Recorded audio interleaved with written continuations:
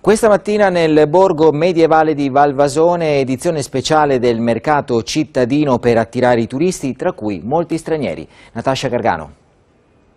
Le fragole, l'insalata e la rucola. Si impara anche a fare l'orto nel mercato da favola di Valvasone, dove accanto alle bancarelle tradizionali espongono gli hobbisti, suonano i maestri di fisarmonica e ci si può cimentare pure con l'arte pasticcera. I biscotti li portano a casa e le mamme le cucinano. E oggi è chiuso la bottega? Oggi ho chiuso la bottega per stare qua con i bambini. L'iniziativa è promossa dall'amministrazione comunale assieme ai commercianti locali. Ci dà anche la possibilità di mostrarci come commercianti e anche come attività produttive. Questo è fondamentale in un periodo di grossa crisi come quello che stiamo vivendo. In piazza spazio ai più piccoli con giochi medievali e la possibilità di diventare venditori per un giorno. Hai venduto un po'?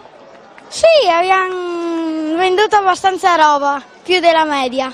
Così c'è anche chi ha pensato di preparare un menù da favola. Abbiamo pensato oggi di offrire il menù ai bambini che verranno qua a mangiare con gli adulti. Nell'occasione suona lo splendido organo monumentale del Duomo e apre le porte al pubblico il castello con il suo prezioso teatrino di fine Settecento.